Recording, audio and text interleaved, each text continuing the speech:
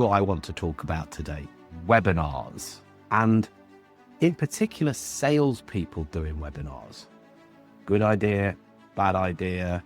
If it's good idea, what do we need to watch out for? And, or how? But first, is it a good idea that salespeople would be doing webinars?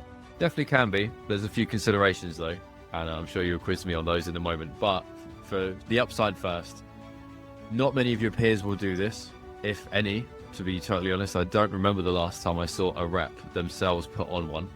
So that alone makes a point of difference.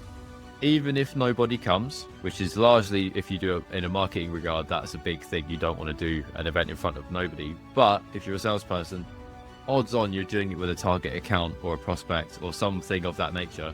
There's value in that regardless of if anybody in the world ever watches it. You're listening to the Sales Today podcast, and I'm your host, Fred Copestake.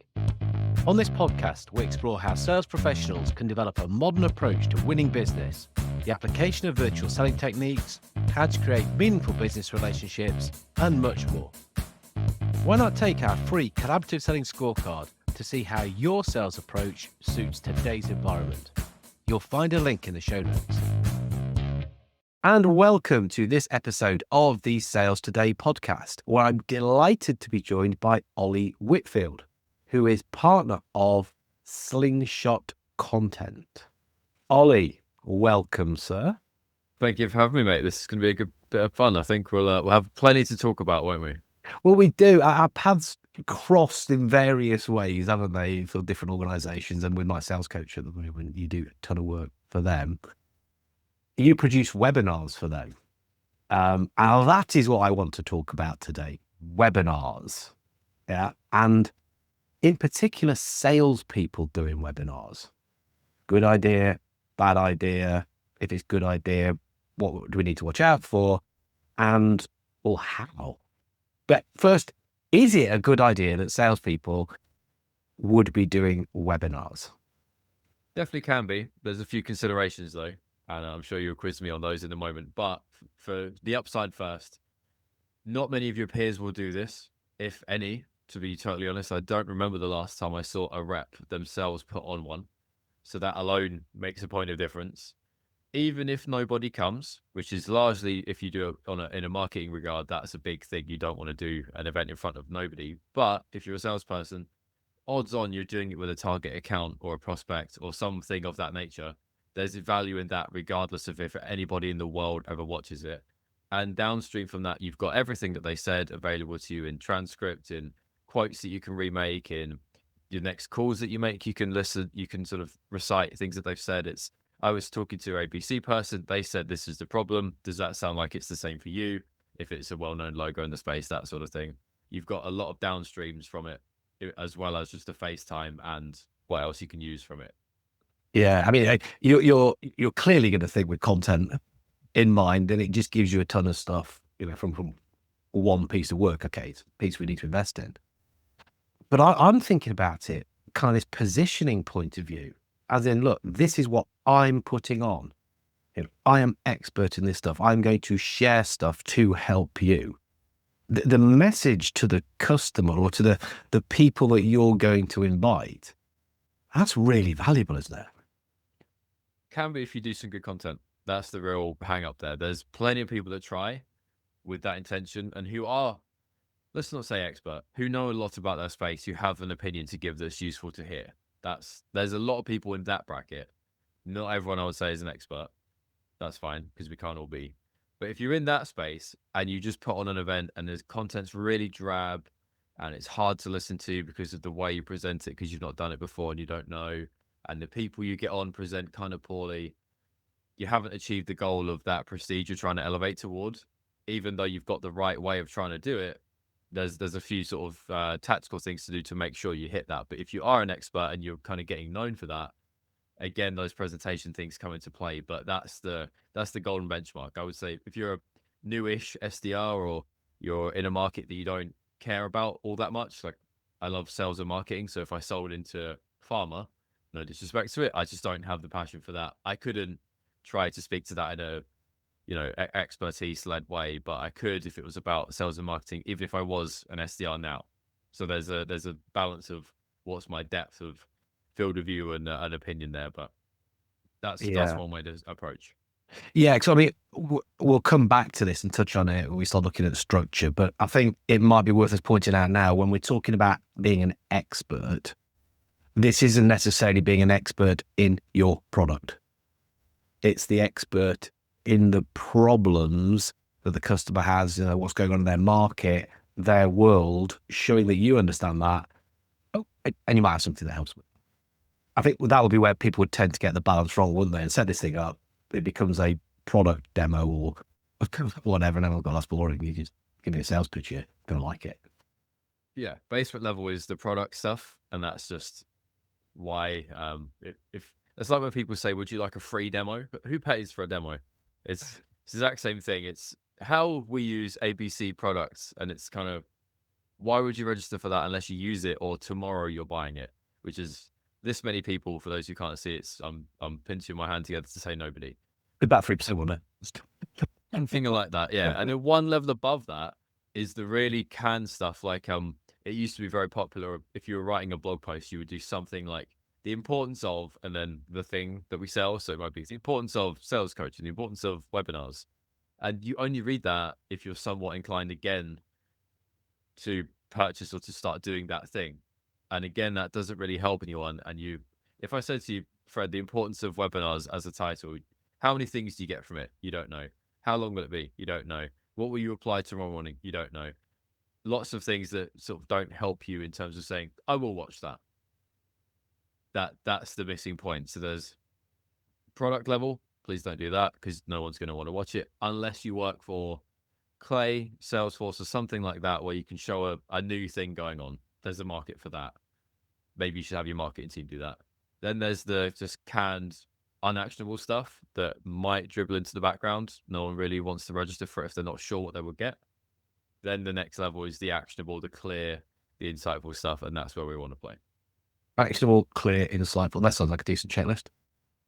So rather than the importance of the actual clear and insightful, are we a bit more into the how-to type territory? I mean, I haven't probably wanted two of them upon titles, but that as a sort of a broad, like, oh yeah, I would like to know how to do that. That's probably going to be used 10, 20 minutes of my time. Well, sorry, half an hour, 45 minutes of the time. Maybe 10 minutes. Maybe 10 minutes. Could be.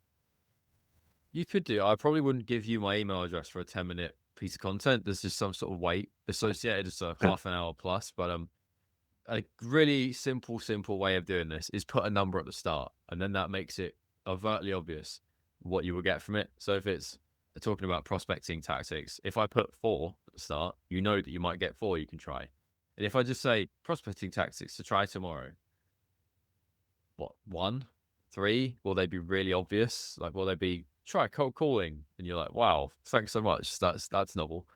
But if you say 4 and you say something like 4 brand new or 4 prospecting tactics you haven't tried before, if you try to say a number so it's clear what they will get, and then make it as actionable as possible, maybe to try tomorrow morning or in your next financial review or in your next 30, 60, 90-day plan that you make or in your next hiring process or a specific event and a number. Also, if you think of it logistically, someone's going to know what they'll get. It's also really easy for you, though. If you know you need 3 things and you're interviewing someone or you're going to make the 3 things, if it's half an hour, it's 10 minutes each. Easy.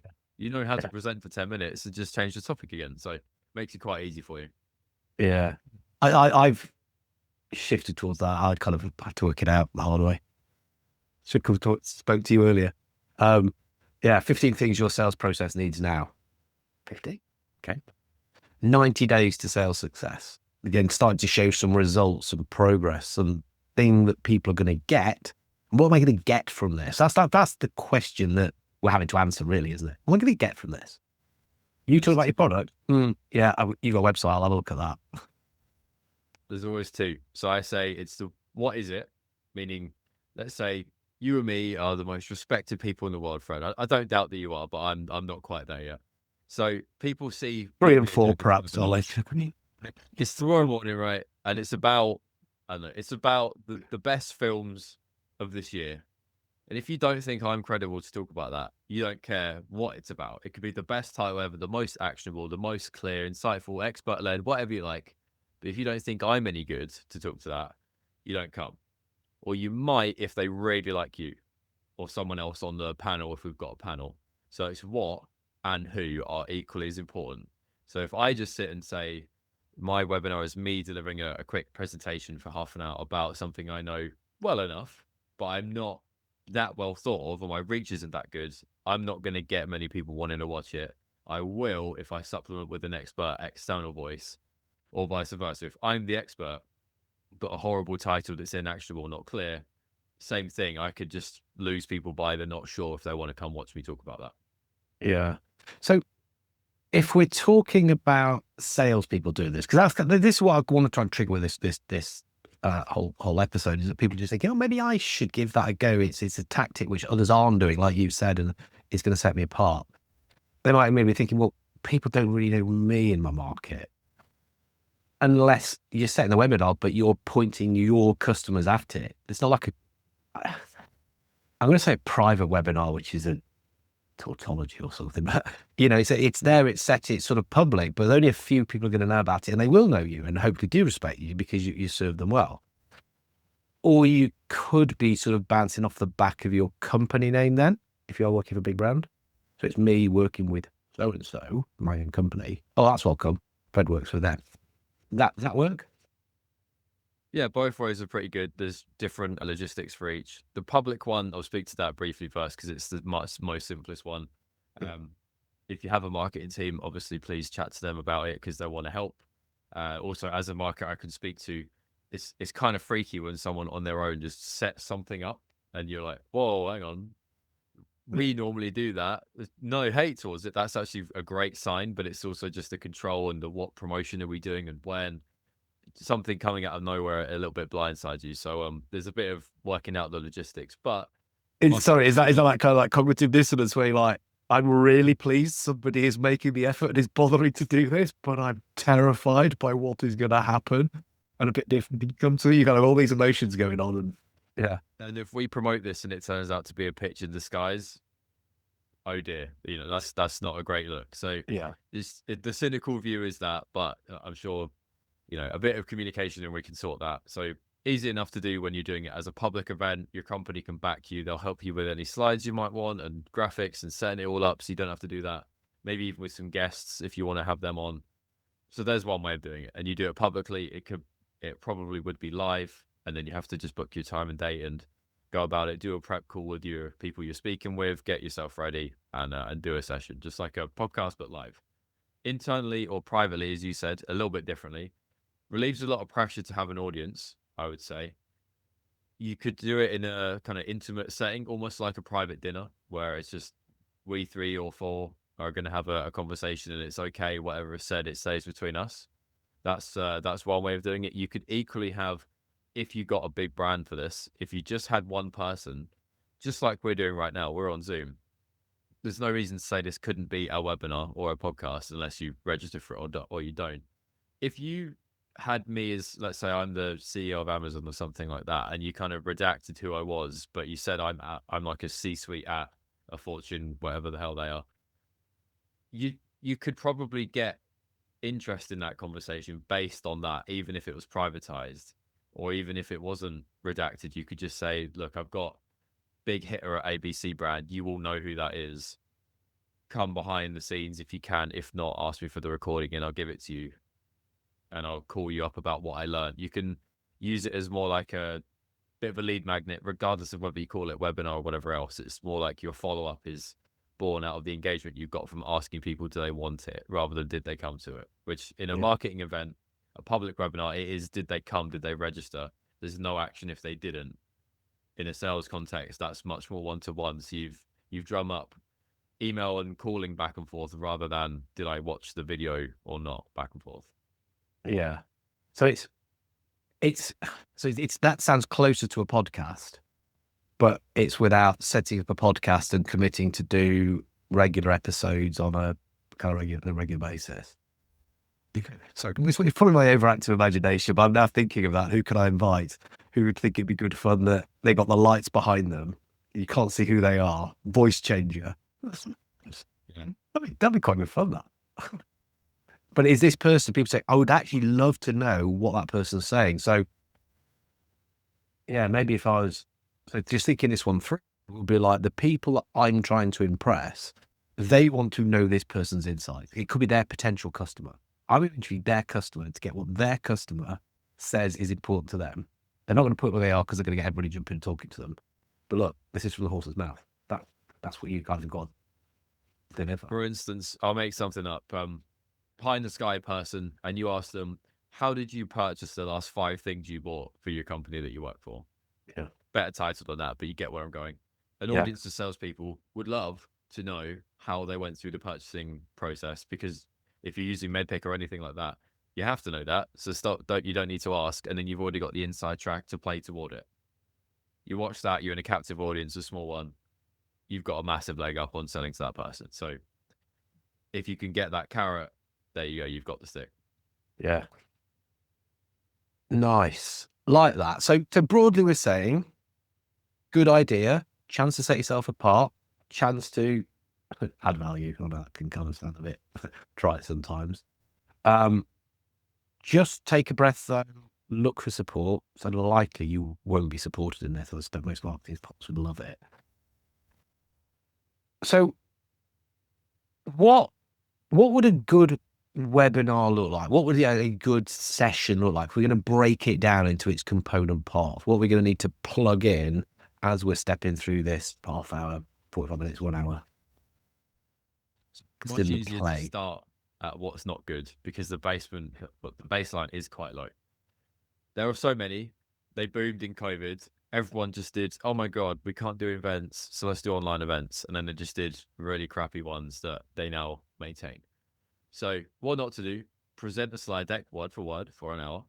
No one can watch that. It's really boring. And if you put a slide up with 10 words on it and then you read 10 words, by the second slide, I know what's coming for the next hour. So I'm going to leave.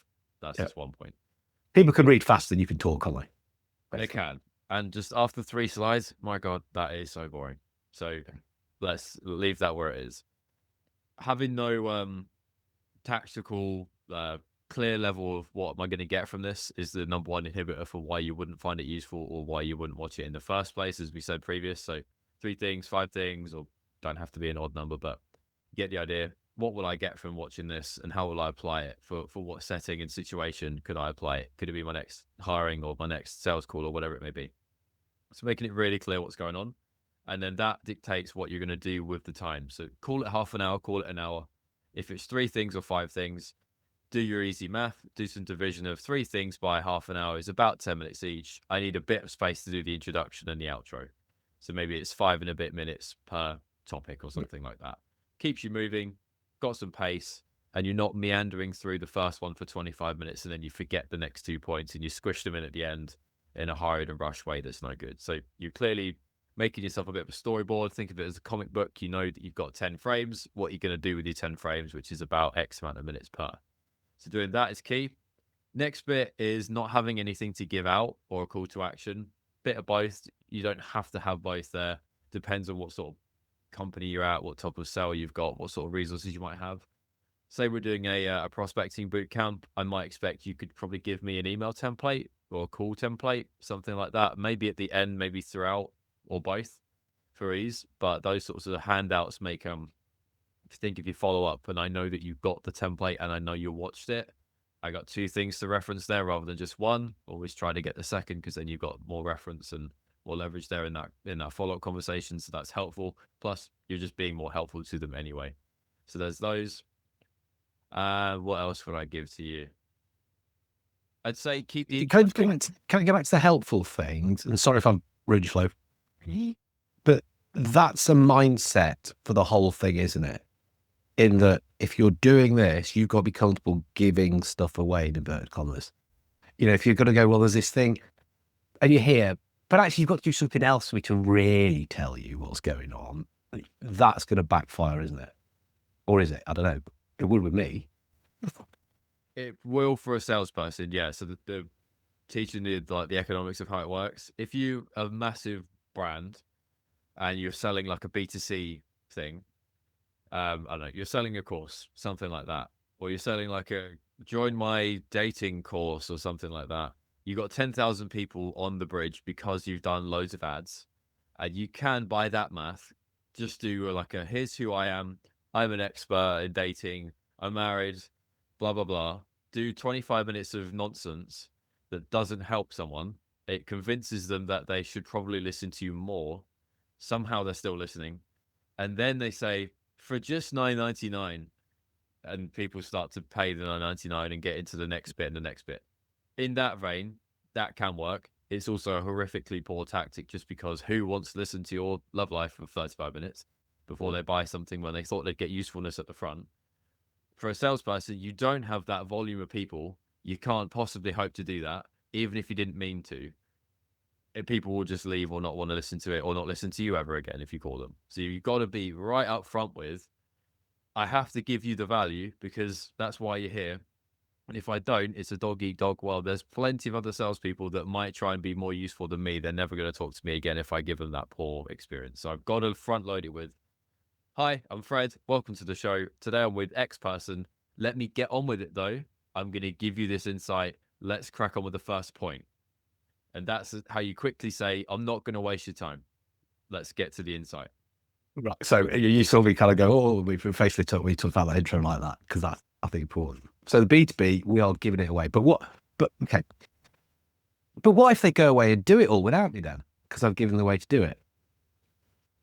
Good. You did your job as a salesperson. You helped them. And they weren't going to come and bite off you anyway. So actually, you've not lost anything. Yeah. But it's more likely that they'll go, you clearly get this. I'm going to come straight to you for help. Or they'll start with, I know, actually, I was trying to do that thing that Fred said. I do need a little bit of help around this. I'll go to him because he was generous and gave it me all and clearly gets it. Yeah. Bit of referral, bit of word of mouth, bit of, hey, I know you're doing it. Tell me how it's going. What did you get stuck on? What can I quote you for in my next call? Or what story can I have when a prospect tells me they did it themselves, and then you can recount that story. You're going to, it's what you make of it. It's not, did webinar, got 4 deals. Can sometimes be like that, but it's what you make of it.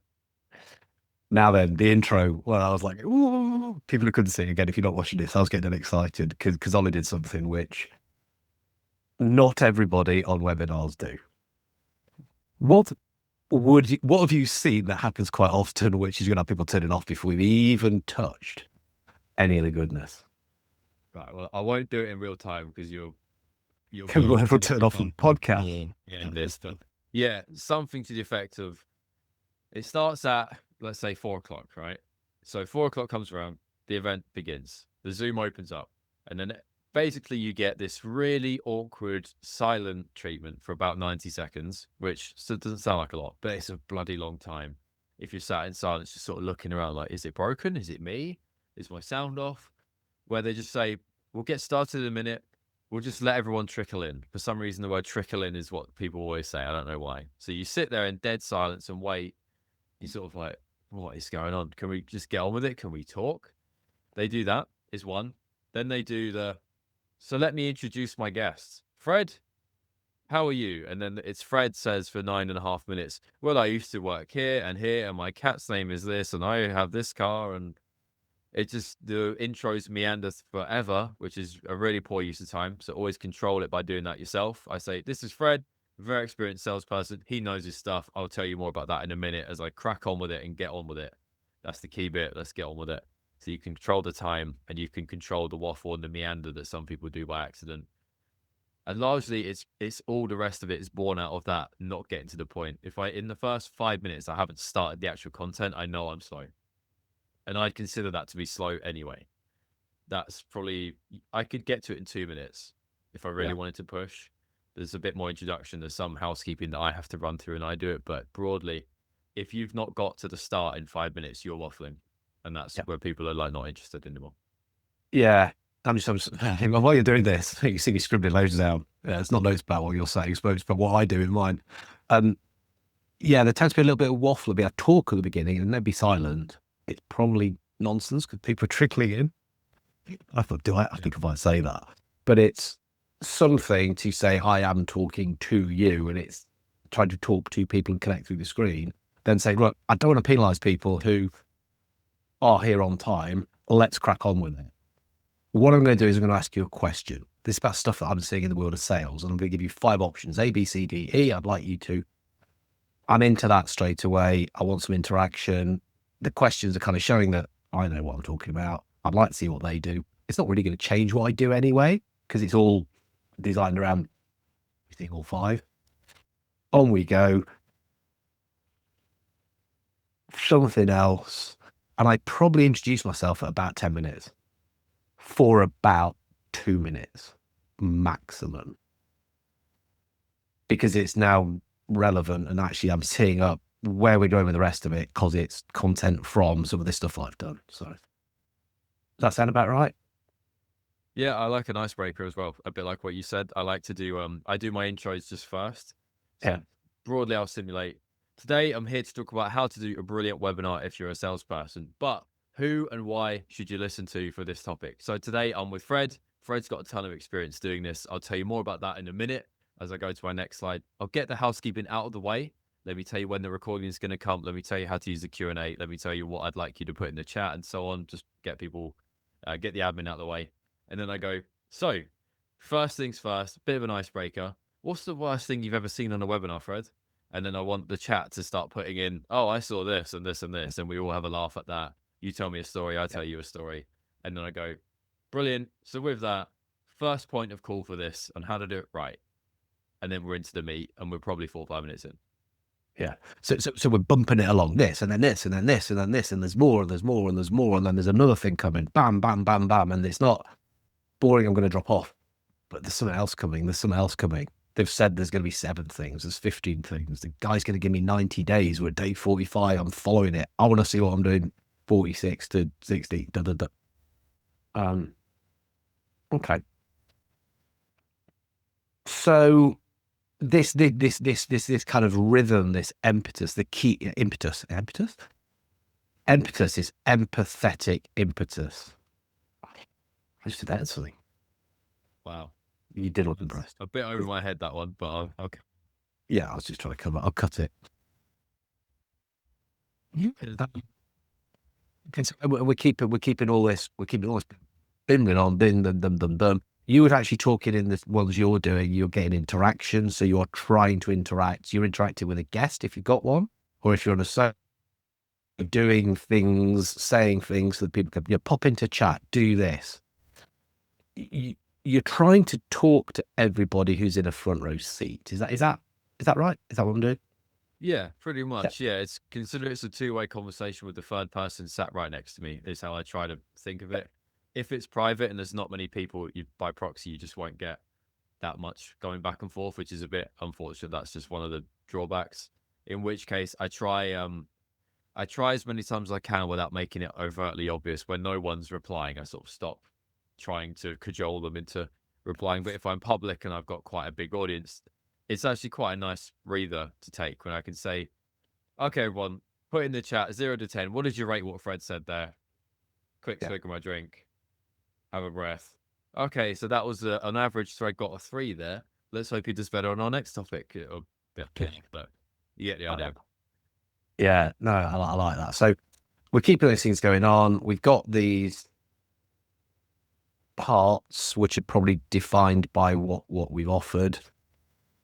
Again, I'm just thinking back to mine. I'll tend to do the 3 parts. What stops you getting results, how to start getting them broadly, and then going into the detailed application of the system and the promise of what we've got. I don't know if that's too detailed. Probably is. Probably trying to do too much in an hour. But okay, so we've got our intro. Get on with it. We've got our content, useful, applicable, relevant. Outro then, because that's a bit in. What are we doing there? What's a good practice? So I'll delineate between public and private because there's a few differences that you'd want to do. So Please. Publicly, say you got 50 people watching. Congrats, that's a good number. 50, you'd want to say, okay, everyone, so thanks very much for your attention so far. If you're still here on the live, congrats. Like, you got a better attention span than me, is what I always say, just as a bit of fun. I don't know why I do that. It's just a template now that I just reel off without thinking. So I do that. Then I say, just as a reminder, the recording email will be with you most likely tomorrow morning. So look out for that in your inbox. If you don't see it, it's probably in your spam. So it will come. Just watch out for that. Failing that, if you're not seeing it or you have any questions, you can just DM me. I'm on LinkedIn. Here's my email address and so on. So you can get that if you don't find the recording or you have another question. So feel free. Share the recording with whoever you'd like. Just sort of let them know it's publicly available. And with that, I might see you on the next event if I have one. Other than that, see you on the next one, and thanks for your attention. I might call out if there's a specific call to action before that, before I do my actual outro. That's my last 30 seconds before the literal Zoom dies.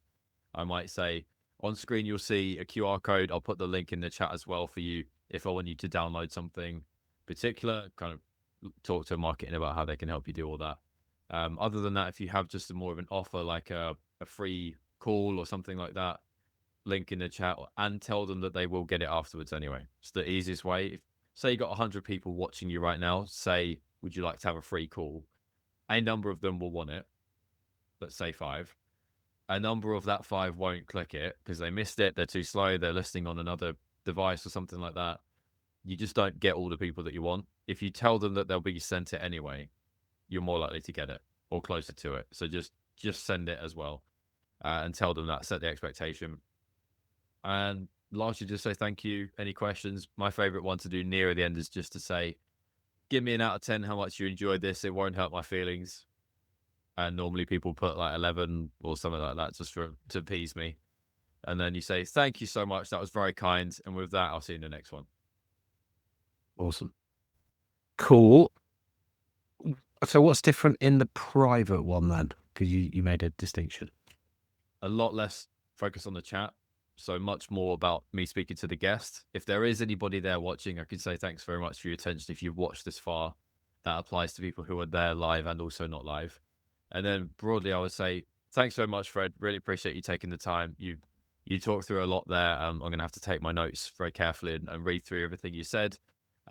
Any final notes or anything that you want to call our attention to, meaning I'm asking you, would you like to plug something?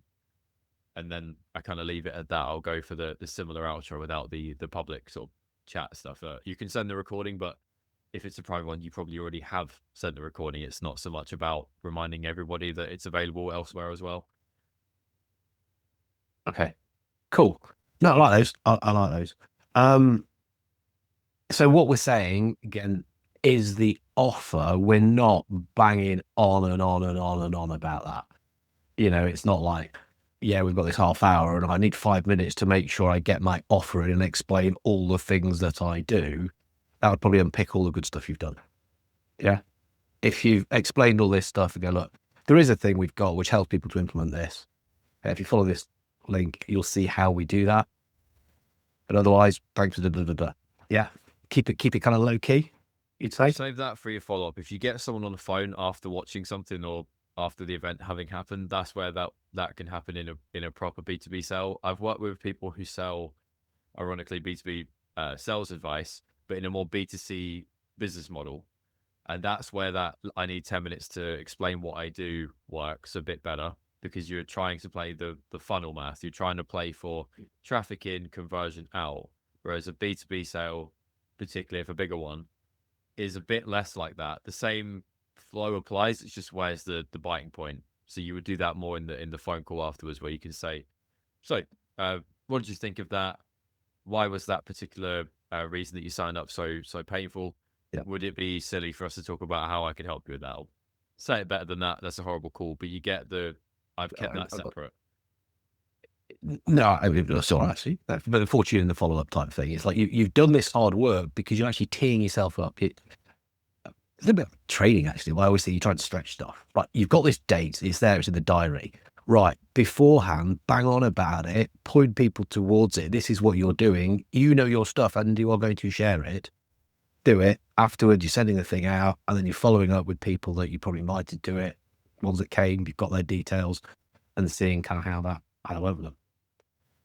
Exactly that. You're giving yourself an excuse to contact, aren't you? Something different than we've got a new button on the product. Right. That's the whole point of it. If they register for it, you're basically saying, I'm going to call you in a bit. Yeah. Love it. Awesome. I think we have, there's a lot more to it. I appreciate this, mate. And we've sort of tried to encapsulate this and come at it from a slightly different angle in the, salespeople not going rogue, but putting the hand up and saying, look, I am going to do something to try to help myself here and do something different and interesting. Where do people get in contact with you then if they want a little bit more? Because there is a lot more. I know that you've been very generous in what you've been sharing, but there is just more detail we couldn't possibly cover in the time. Where do people get in contact with you? I wish I had a swear jar for this. It drives me insane when people say, find me on LinkedIn, but it's just the best. It's where I am. Send me a message there. Every person I've ever asked that has said LinkedIn. Yeah. There's probably thousands now have said. But you ask it. But we ask it automatically. I did an episode about LinkedIn and then asked somebody, where's the best place to... Yeah. It is. We'll put a link in the show notes anyway. And if people sort of just send a message, connect, don't just follow, connect, and then say, hey, look, heard you chatting to a friend and this is what the question is. We can do that. But Ollie, thanks so much for coming on. Very generous in sharing all this. Hopefully we've maybe inspired somebody to do something a little bit different. I think this is where sales is going anyway. We could do things a little bit, quite a bit different actually. And I feel we've probably done a hopefully good thing here. Pleasure, mate. Any chance I can get an orange hat? Any thought? After the recording, I will talk to you about how one earns one of these things. Okay, I can't wait to hear this. Take care, mate. See you soon. Thank you for listening to the Sales Today podcast with me, your host, Fred Copestake. I hope you've enjoyed what you heard today. If you did, please get in touch and hit subscribe. And remember, you can take the Collaborative Selling Scorecard for free to check out how your sales approach works in today's environment. You'll find it in the show notes.